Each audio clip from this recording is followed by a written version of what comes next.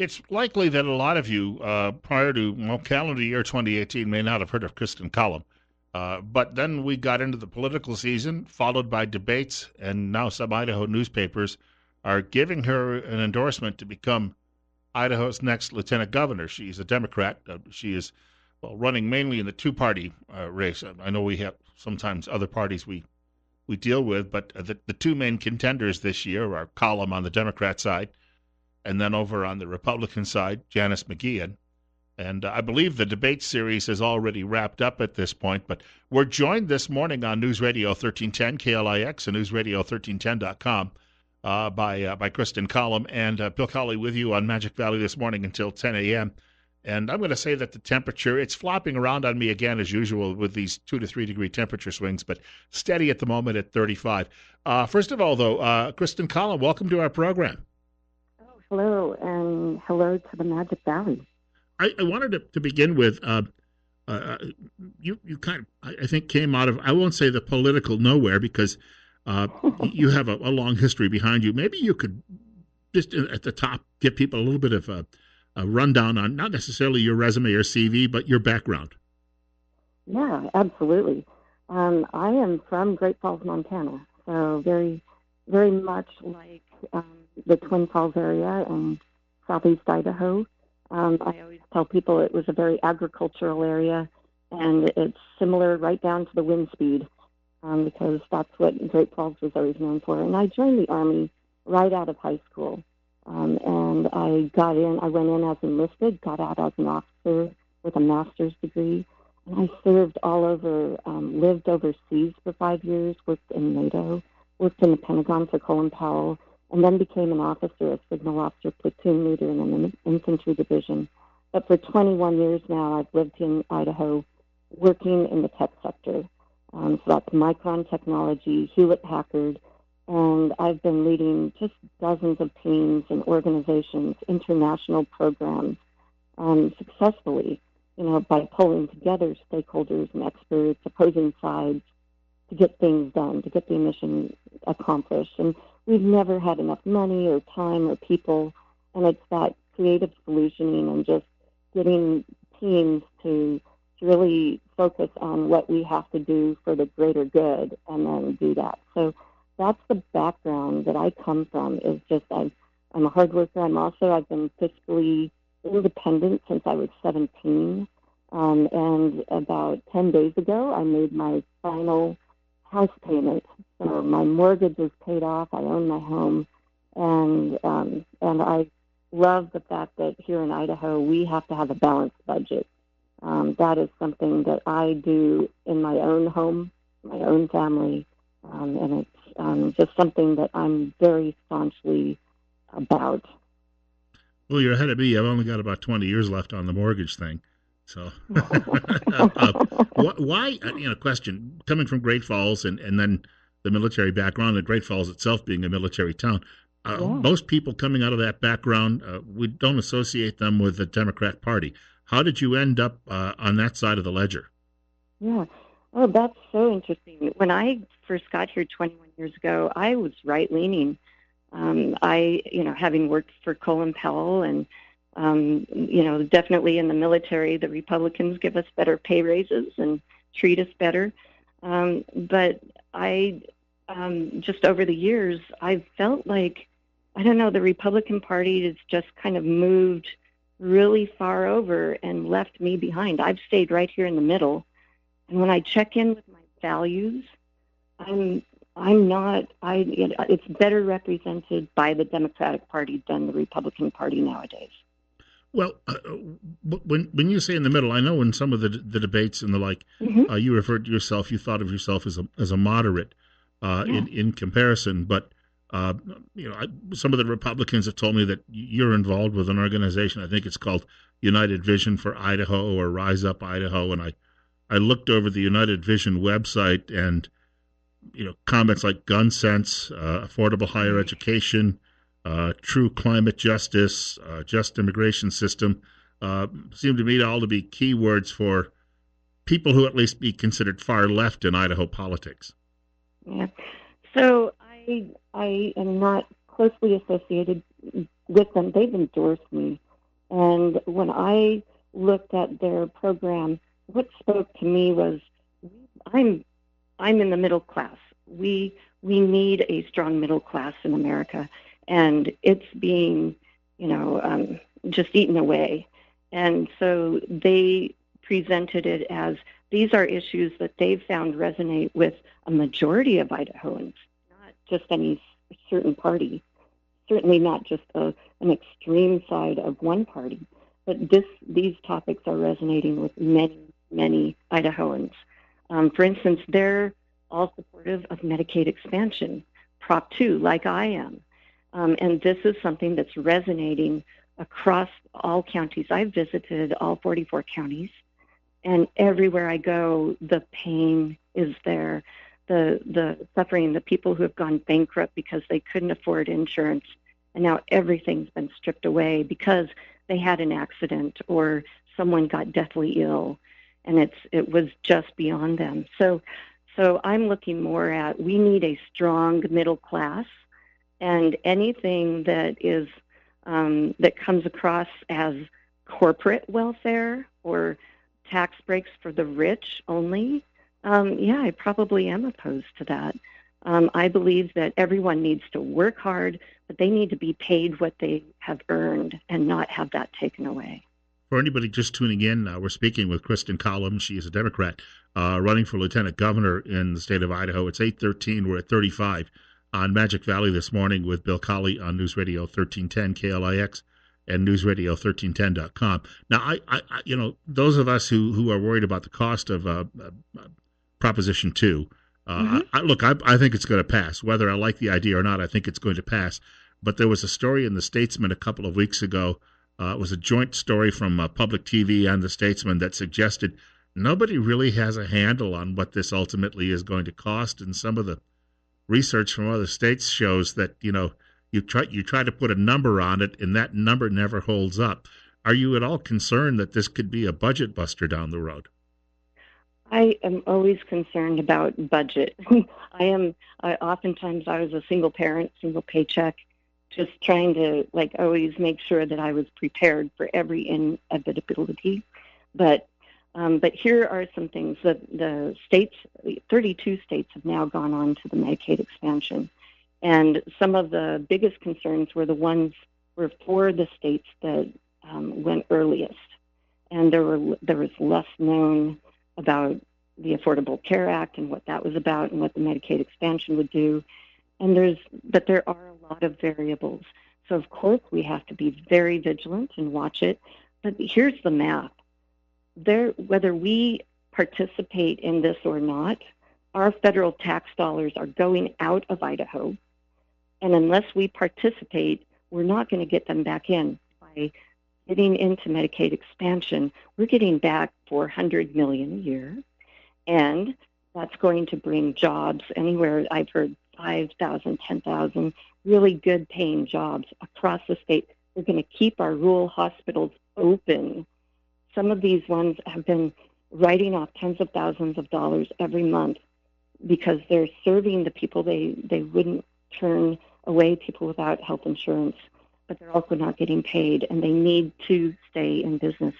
So there's going to be a lot of pluses and minuses. We will have to pay, but we're going to get lots in return with these new jobs, with the CAT fund and the indigent funds across all the counties having to pay less because now they're not being tapped into.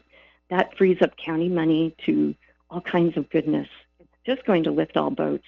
And it's literally that ounce of prevention by giving someone that insurance and the way to have preventive care, instead of only picking up the tab. Right now we pick up the tab in the state and the counties when there's an ambulance going to an emergency room, when it's the most expensive way to spend that money. I am fiscally conservative, and I want to do it the smart way and the efficient way and not be paying these huge, extravagant bills in the end for just a smaller number of people. Although that's a theory that they won't go to the ER. In places like Ohio, they discovered, I guess, there was an uptick, Ohio and Indiana, in people actually going to the ER after the expansion. Yeah.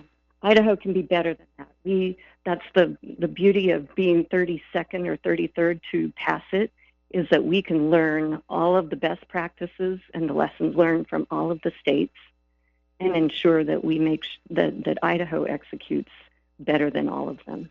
I had a question from when I, of course, mentioned a couple of days ago you were going to join us on the air. I had a question from a member of the audience that was emailed my way, and he said that when the NRA, and of course, being in the Army, you worked around firearms. Yeah. I'm sure you carried one, at least a sidearm during that period for many of the years. But the writer said that when the NRA did a survey, they gave your opponent, I guess, sterling grades, but there was a question mark next to your name. Did you not fill out the survey? I didn't. I have not gone through and filled out many surveys. I just didn't see that as a priority. I do want to. Are you a Second Amendment supporter? Would you call yourself a strong Second Amendment supporter? Yeah, I read the Second Amendment and I'm in agreement with it. And my stance and what I tell people is, contrary to popular belief about, just the stereotype about Democrats, I'm not about taking anyone's guns away. I absolutely, from my military background, believe that we have to be safe and responsible. In the Army, we never issued out a weapon until there was training, and we locked down our ammunition, and that was controlled and handed out. So we were very safe and very responsible, and so that's the kind of thing I like. I don't think we have a problem in Idaho. Well, then we got about a minute before the break. Then would you have supported the permitless carry a couple of years ago when it passed? I'd have to review that law or that bill. I don't know the wording, but I don't see why not. So then at this stage of the game, since we can carry without a permit in Idaho, you're fine with that? Yes. Oh, well, that's good. I wanted to make sure we had that clear. Look, before we get to the break, we got about 30 seconds. For people who'd like to know more about your campaign online, where would you send them? Oh, it's columnforidaho.org, and the 4 is the number. Is there a Facebook presence as well? There is. It's Collum for Lieutenant Governor, and it's LT for Governor, or for Lieutenant. So Collum for LT Governor. All right. We've got a short break. We've got more coming up with Kristin Collum. She's a Democrat running for Lieutenant Governor in Idaho. It's 34 right now on Magic Valley this morning on News Radio 1310, KLIX, and newsradio1310.com. Bill Colley with you until 10 a.m. this morning. Do want to point out Dr. Jonathan Tripp joining us at 8:30 this morning on Better Health with Tripp Family Medicine. And then at 9 o'clock, Aaron Swisher, who's a Democrat challenging Mike Simpson for the 2nd congressional seat in Idaho. Mr. Swisher, an economist, is scheduled to join us just after the 9 o'clock news this morning. 22 minutes after 8 o'clock. Our guest at this moment is Kristin Collum. She's a Democrat running for Lieutenant Governor in Idaho. It's 34 on Magic Valley this morning with Bill Colley on News Radio 1310, KLIX, and newsradio1310.com. And I want to thank you all for joining us. Dr. Jonathan Tripp, about 10 minutes away from Tripp Family Medicine. Candidate Collum, quick question for you, and then I really want to get to a point where I just take the last several minutes and just allow you to do an extended elevator speech on why you want the job and all. But there was an email that did go out yesterday from the Republican Party, and I found it in my email inbox this morning, and it references somebody that is listed working with you as your chief security officer, and I think the last name is pronounced DeSimi, Jerry DeSimi. Is that right? No, I have a volunteer on my team, Jerry DeSime. Yes. And it mentions there's a fellow by the name of, or at least it could be anybody, but it says somebody calling themselves Patch Udor, which is an alias, and this person is apparently trolling your opponent, and some of according to the Republicans, it's one and the same. Is that true? They are trying to connect the two, and I don't believe that's accurate. Okay. So I know that Jerry is a volunteer on my team, but I would agree with them. We are. I expected as a candidate that I would be trolled. I have had dozens and dozens of horrible things posted, people posting, trolling on my Facebook page. So she's experiencing the same thing, I get it. I think that because the two of you are women too, as well, you may be taking some very specific insults that other people may not be getting. Oh, I hadn't even thought of that, but yeah, it's just hard. And my message out is, hey, all, let's let's be civil. My whole platform has been about unity, collaboration, and professionalism, and that's what I hold myself to. So it should be out already, but I'm posting on all of my social media, asking everyone to strive for high standards of civility. I believe in civil discourse. I believe in the First Amendment. We have a right to, have conversations and have disagreements. I've been, again, all over the 44 counties of Idaho, traveling for months and months, meeting people, and we don't always agree. And I listen, and I take points. I've learned, I've changed and grown, but I always respect the people, even if I'm totally in disagreement. I still listen and respect. But I have seen on the Facebook pages how awful they get. In fact, I would say the Idaho GOP almost leads the pack in how awful. That page has horrible, horrible things posted on it, very racist comments that I don't think reflect Idaho. These are, I don't know if they're people from out of Idaho that are posting there or what, but there's a lot of vitriol out there, a lot of ugly, and Idaho's better than that. So I know I'm putting a word out saying, hey, we all need to have civil discourse, and I'm going to remain above the fray, and I ask all my supporters to do the same, and I hope Janice and the Idaho GOP act accordingly as well. We got about 3 minutes to go. You'd be a heartbeat away if elected from the governorship. And obviously, it's usually a stepping stone from one to the other. So one of the reasons I'm sure you're doing this is not just to be, a lifelong placeholder. If you became governor someday, what's your vision for the state of Idaho? Well, to be clear, my husband said that if that's my plan, then we need to talk. So if anyone wants me to run for governor, they have to go through my husband first, and good luck on that. So, but so my vision is really about building a strong economy with a strong middle class, and we're thriving. My economic vision is that we are growing in the tech sector. That's my background. I know so much about it, and I'm really excited about being included in trade missions, because every field, whether even agriculture, logging, everything has a tech side to it, and there's so much to gain there. And building the infrastructure of our state, really galvanizing, whether it's roads and bridges, education, or the broadband availability throughout the state. I think in many cases, the economies of rural towns are dying because they can't compete with the city because they don't have broadband where it's affordable and of speeds that could bring in a small company to their location.